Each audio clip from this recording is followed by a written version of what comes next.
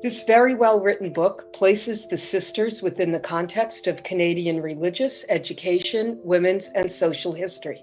The story is also placed within the larger contexts of events taking place in Canada and the larger Catholic Church. All in all, it is a fine study of how a religious community has ministered in Canada since 1898.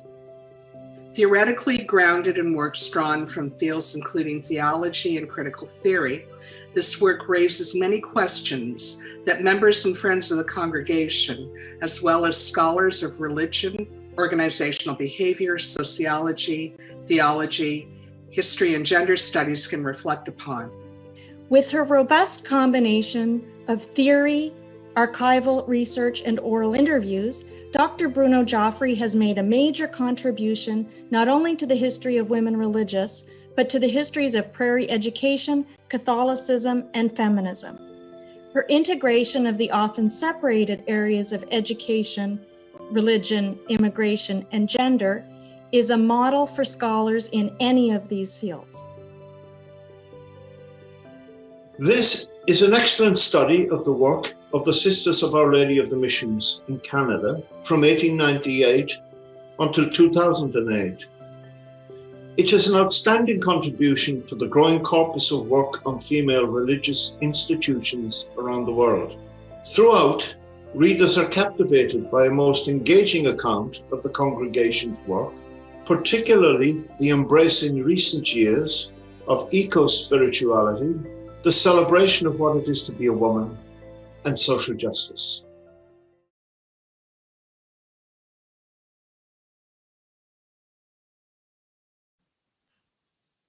I think of this new history of the Sisters of Our Lady of the Missions in Canada in terms of seeds.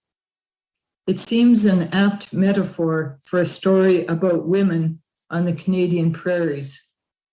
It was the leadership team of Denise Kipe, Sandra Stewart, and Christina Cathro who had the seed of an idea to produce an updated history.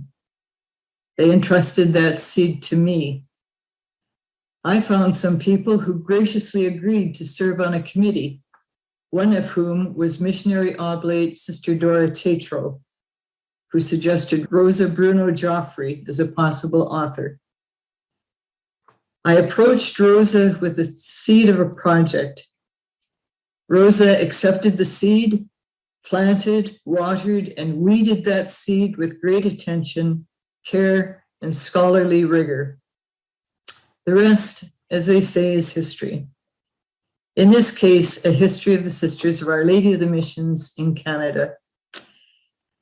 This newly published book will now be going out into the world and will land in diverse contexts, diverse soils.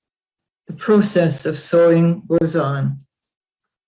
The theologian Yves Congar says, "The future is prepared in the waiting, when the seed, once deposited, puts forth a shoot and grows. What is essential is to have sown a seed." I believe that Rosa Bruno-Jofre has sown this seed with remarkable care, insight, and scholarship, and the result is this book.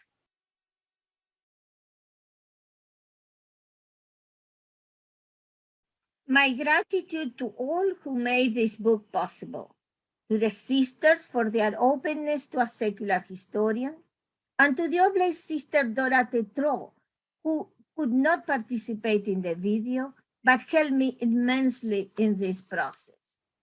This book guides the reader through the journey taken by the Canadian province of the Religieuses Notre-Dame de Mission, Sisters of Our Lady of the Missions. It starts with the establishment in Manitoba, Canada in 1898 by invitation of the Ultramontane Archbishop of St. Boniface, Adelard Langevin, and ends with 2008, when the congregation as a whole at the international level redefined its vision and mission as the RNDM Earth Community. We are one, we are love.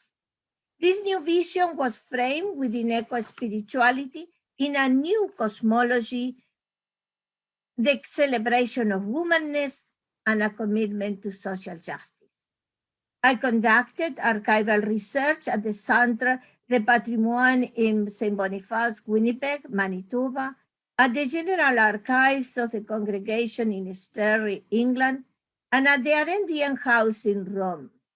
This research was funded by an inside grant from the Social Sciences and Humanities Research Council of Canada. The congregation came to life in Lyon, France in 1861 at the intersection of ultramontanism and colonialism, and was founded by Euphrasy Barbier at the time of the Holy See's anti-modernist and anti-liberal positioning. The new congregation, originally devoted to the education of young girls and women in infidel countries, carved out a space for itself in the colonial empire. At the center of its mission, there were notions of salvation and redemption that configured the other, while it also converged with the state agendas. In the field, a great deal of their work was with settlers. Barbier had developed her own religious self under the influence of a rigorous version of Jansenism, which led her to the practice of self-sacrifice and acceptance of suffering. She emphasized the negation of the self, made the congregation semi-cloistered, cultivated loyalty to Rome, and set a strong authoritarian tone with an accent on obedience and limited contact with the world. These all set clear parameters for the relational and reflective dimensions of the self. In line with this vision, she built a highly centralized, hierarchical, and bureaucratic organization. The congregation had a Trinitarian inspiration, but as RNDM Sister Susan Smith explains, it needs to be understood in relation to a Tridentine Catholicism, which institutionalized the projection of the Spirit in the progression from God to Christ to Church, the Church mediated. And it was consolidated by neo-scholasticism, thus controlling the notion of radical freedom of the spirit. When the congregation came to the province of Manitoba, Canada, Sister had already established an international network of houses in Europe, Asia, and Oceania. Once in Canada, the RNDM soon expanded their educational work to Saskatchewan in 1905, and later to Ontario in 1940, and to Quebec in the 1950s. They taught in public schools, parish schools, private schools, and in the publicly funded Catholic separate school system in Saskatchewan. The RNDMs thus secure their own place in the educational state. The RNDMs were involved in the residential schools for Indigenous children for 17 months. The sisters' aim was assimilation and conversion of the children, a negation of their inner self. Meanwhile, the sisters, a large number of them Canadian, would develop their own identity working with settlers, French Canadians, European immigrants, and English-speaking Catholics. Life in the prairies, full of spontaneity and challenges to the rule, is narrated in the many testimonies and journal notes from the sisters. The RNDM sisters were fully integrated with the communities. In the end, I argued that the congregation was a component of a major attempt on the part of the church to place itself in the educational state in formation.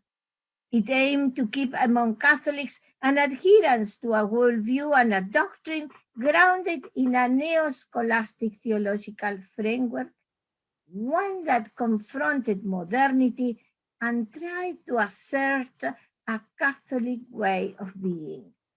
Thus, the book seeks to convey the unique characteristics of the various settings. In Manitoba, these were the schools in Franco-Manitoban communities, the parish and private schools in English-speaking communities, and the work with children of immigrants.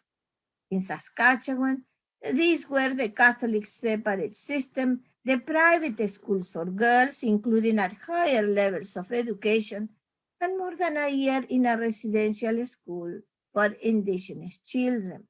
And there were the settings of Ontario and Quebec. The 1930s opened a challenging period for the congregation, but the post-war era and the long 1960s, with its overlapping socioeconomic and theological, logical shifts, would introduce a new landscape and lead to radical breaks. The RNDM's private schools for girls did not survive the changes. The RNDMs, along other teaching congregations, have had a relevant role in building the identity of what Marcel Martel called the French-Canadian nation, which included Quebec and communities outside Quebec. In the 1960s, the movement away from the pursuit of a common identity for all French Canadians created a new political and educational scenario. The sisters belonging to the Canadian province had developed their own sense of being RNDM religious. The mission in Peru, an initiative of the province that started in the field in January 1969, had moved them to resignify their understanding of mission, transforming their sense of identity as missionary sisters. They became familiar with liberation theology. The process of reception of Vatican II Council, and the Council went from 62 to 65, would in fact lead to epistemic shifts and visionary changes, often truncated. This was a difficult process in which residual elements and fear of change coexisted with more radical approaches. The Canadian province played a leading role in the process of renewal that moved from questioning hierarchies in the congregation through a strong commitment to social justice to a new cosmology. The congregation as a whole embraced social justice in 1984. However, the adoption of eco-spirituality represented the most powerful break. The sisters moved beyond the boundaries of the modern self to resituate themselves in relation to the universe and the human and non-human world. The province played an inspiring role in the late 1990s and early 2000s. In 2008, the international congregation as a whole formalized the concept of the RNDM Earth Community. We are one, we are love. The latter a phrase taken from the founder. The sisters of the province had developed an understanding of themselves as individuals and as a community grounded in a critique of Western cosmology and in ways to respect and revere the interiority and differences of others. The Canadian province recognized the parallels between the scientific insights of the new cosmology, the wisdom of Indigenous cultures, and the insight of major world religions.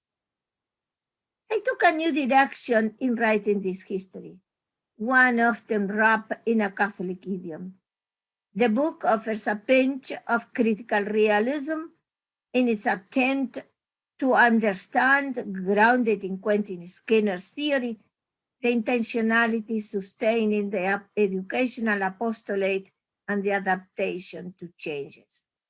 The text and the oral histories, in this case imbued with confessional motivations, are placed in an interplay of macro and micro contexts, while exploring configurations of ideas and practices in the spaces where the sisters inhabited and interacted.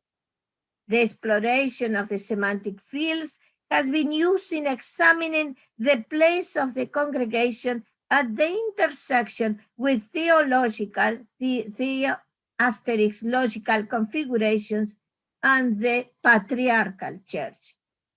Hopefully, This book will enrich the understanding of the workings of women teaching congregations previous to Vatican II and provide insights about the new directions taken by women within the confines of hierarchical and exclusive institutional church.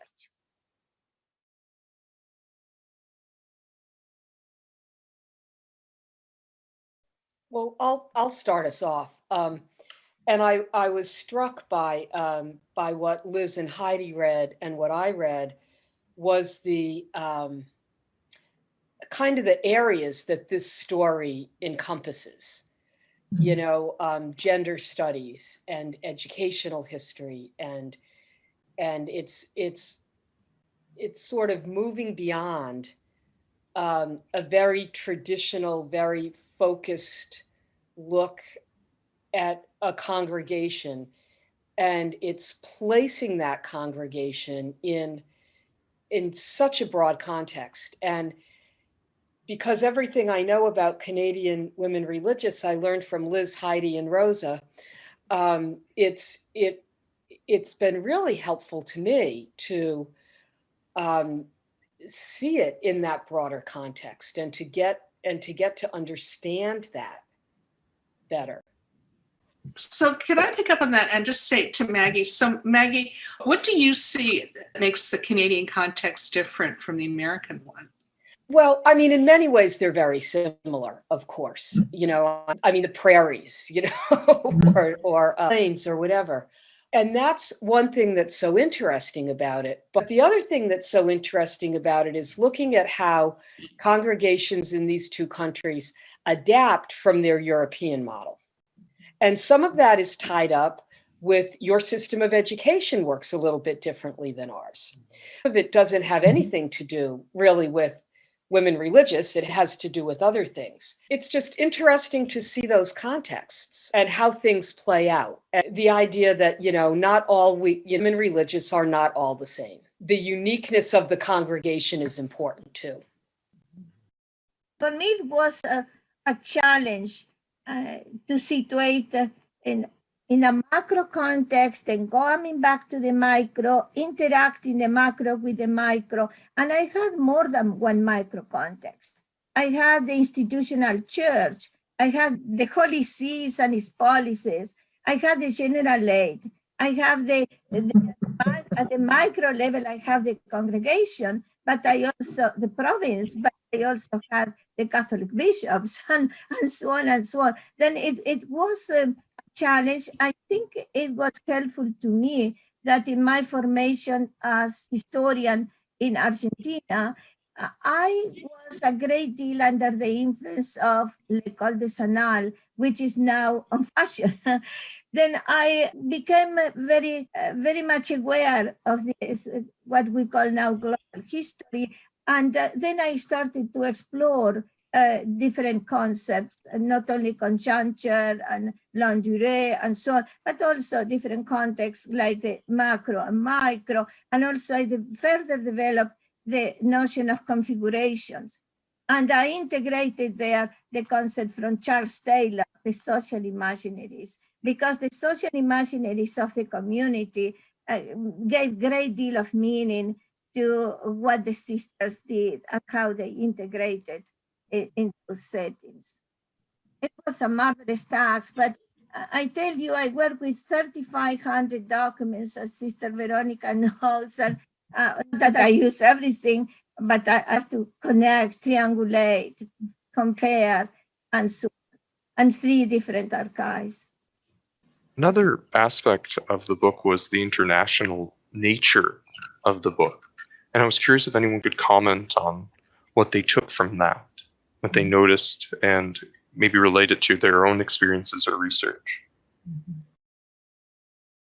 I could speak to that from a more personal aspect. I think what I appreciated most about the book was having a history, a larger history in which to make sense of my own beginnings in religious life, which was only 1980 that I was in the novitiate. So I needed to understand the 70s better. I needed to understand the 80s and 90s, because religious life was already in a mode of deconstruction, if you like, but something new was emerging. but I found it difficult. When I first entered, the provincial said to me, you're either being asked to be a teacher or we're being asked to consider other kinds of ministry.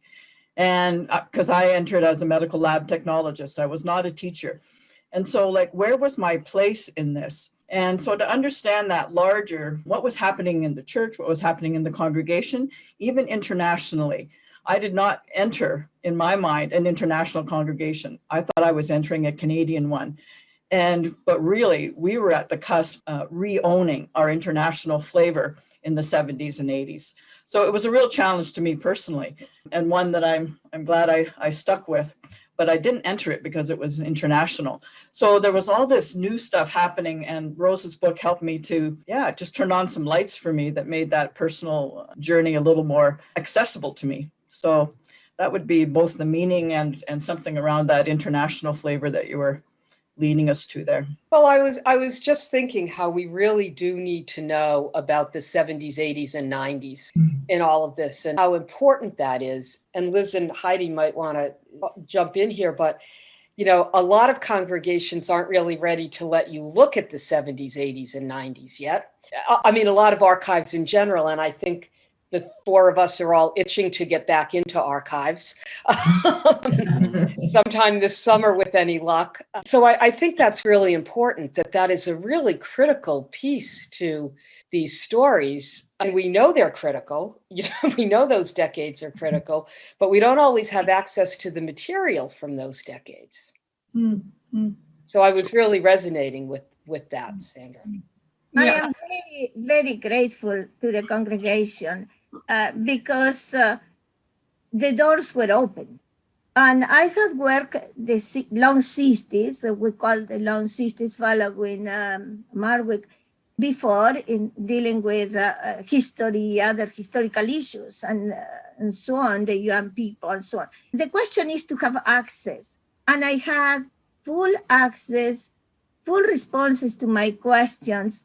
And this is a very, very beautiful. Somebody who is not here, but who was very helpful to me was Marilyn LeBlanc. And sometimes the questions a historian poses are not very easy in terms of responding in emotional terms. They are not easy. And the experience in Peru was a difficult one, but such an enriching experience for the sisters. And I had been fortunate too that I live in Peru in that particular, I live in Peru for a couple of years. And then I was familiar with the reforms and the situation at that particular moment. I've been eager to comment. This is an earlier question. What's most remarkable about the book for me is the level of access that Rosa had. Obviously, the trust, the two-way trust is really, I think, unprecedented. The book reads as if Rosa was welcomed to see anything she asked for, and that's unusual. It's really unusual. A lot of credit goes to the congregation for trusting Rosa, and of course, a lot of credit goes to Rosa for taking that so seriously. And Rosa this is Rosa's approach, but her as an individual, she is a very honest. She probably couldn't have written a book otherwise, and I think ethics are far too high, far too extensive for her to have worked with a congregation who didn't allow this. It seems like a wonderful combination. I think the book is of the very highest quality. I'm very proud of Rosa. I looked at it again today, and I'm so excited to use it alongside my own work because it's opened doors for me to knowledge, and I'll never be half as good as Rosa with theory. She's remarkably good at theory and just has such a broad starting point with both her depth of analysis and her theory. We know she loves Bordeaux and she loves Charles Taylor. It's wonderful. It's a wonderful book, Rosa. One of the things that strikes me as well is this ability to weave through all these different contexts and temporalities, but still get a clarity in the history is very striking. I'm going to turn it to Liz, because Liz, I saw you do this, so I assume you have something to say maybe on the theory. Here you go. I just want to pick up on what both Heidi and Maggie said. One of the most remarkable elements of the book is Appendix A. And Appendix A is entitled Making Sense of Memories, a Conversation Among Former Provincials, a Literal Transcription. And I want to speak directly to the congregational leadership here. That is a remarkable, remarkable document. And as a historian, thank you so much for allowing that to become part of this manuscript. That itself is a fabulous primary source.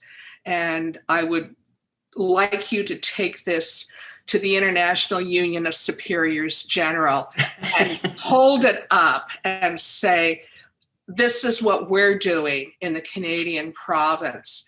And can you folks can you women, folks too, because I want the men to do it too.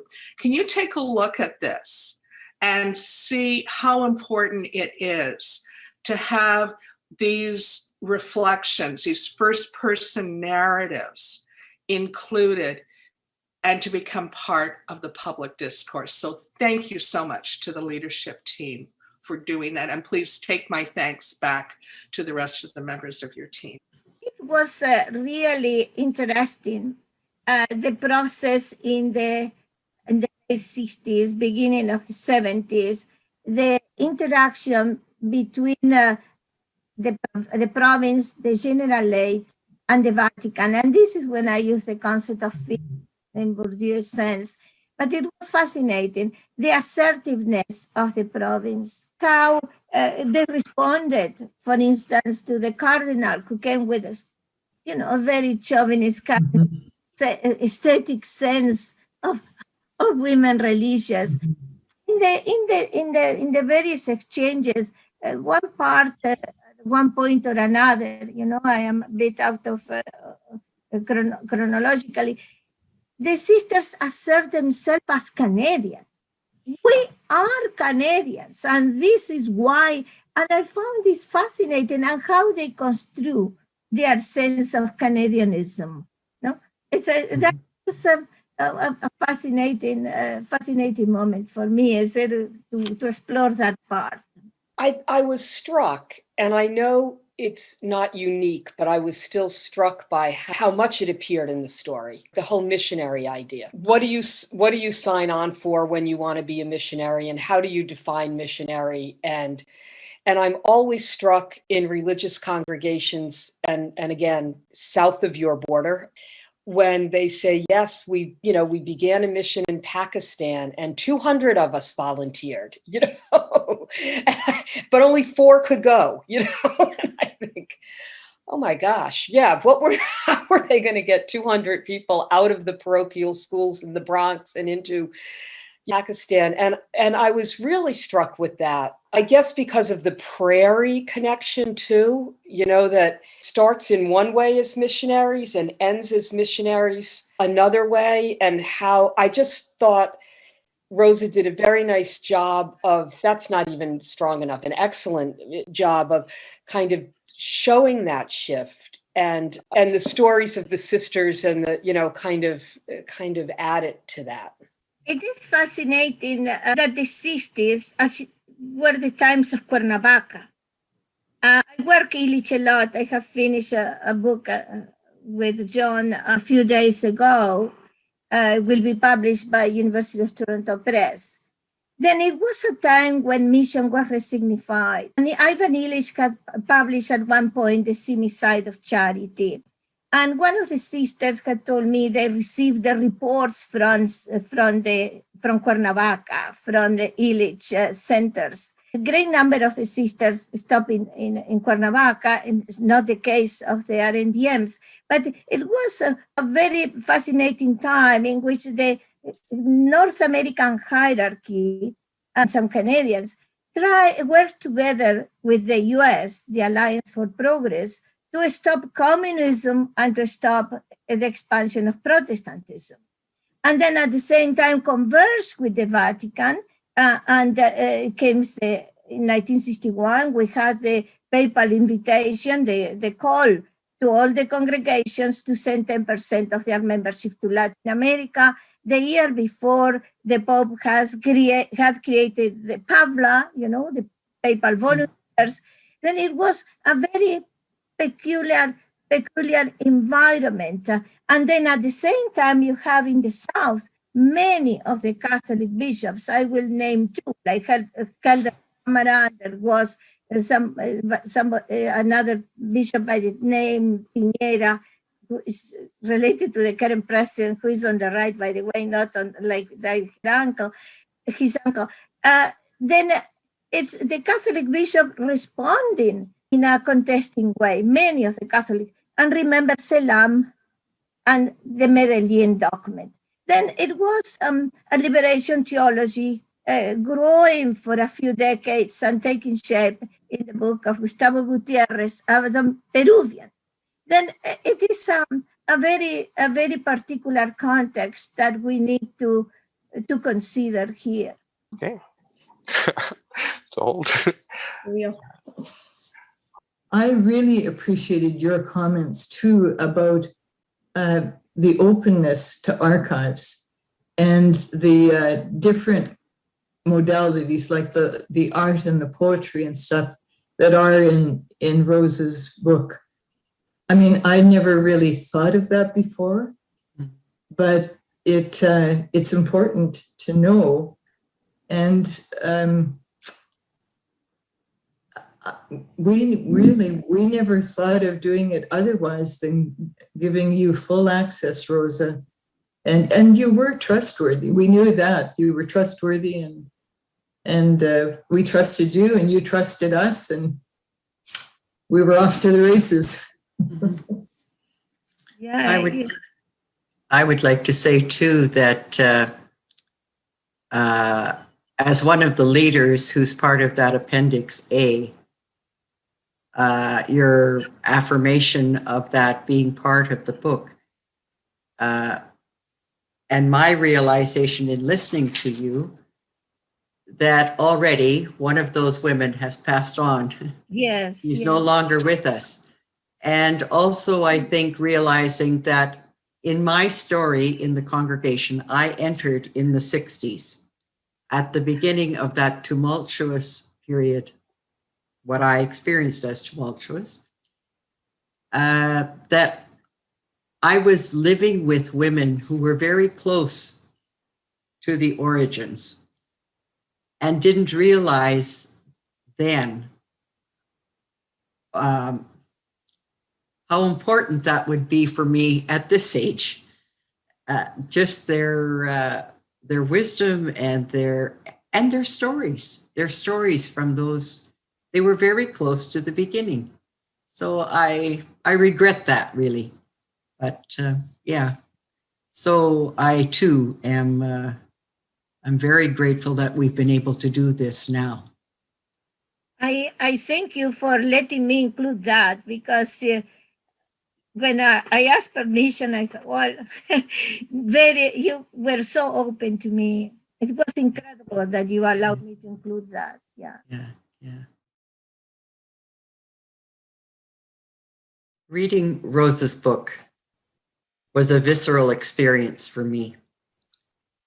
I was taken back to gut-wrenching personal conversations and assemblies when the struggles of competing worldviews, different understandings of church, authority, mission, caused hurt and sometimes ruptured relationships.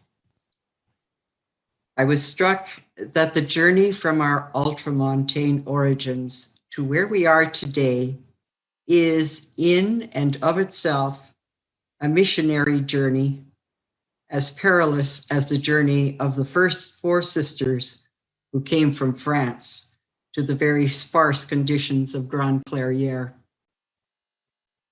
Rosa's work captures well the complexities of our RNDM history in the world and church. At the end of my reading, all I could say was, there has to have been a power greater than ourselves at work throughout this history. And I'm very glad that we have come to the place, or evolved, to understand ourselves as active participants in the divine missions, and that we are cooperating with those divine missions in creating an earth that will flourish as God has dreamed. So thank you, Rosa, for reflecting our lives back to us. Thank you. Rosa's book was very moving and explanatory of what was happening in our history at the time of my novitiate in 1980. I found new words and a larger picture in which to make meaning of my experience. Rosa writes, the congregation was opened to embrace difference. In 1997, I came out to the community as a celibate lesbian religious, to which the sisters responded in general with openness, acceptance, and love amidst some obvious fear.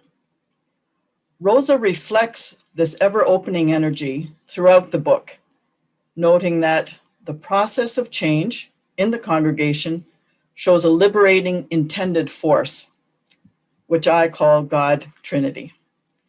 The sisters' openness was a door I needed to walk through to another level of my own story and identity as an RNDM and as a woman in the church. How wonderful it is to evolve. The book is a celebration of this truth for me. We are always evolving, and we are always accompanied. Thank you so much, Rosa.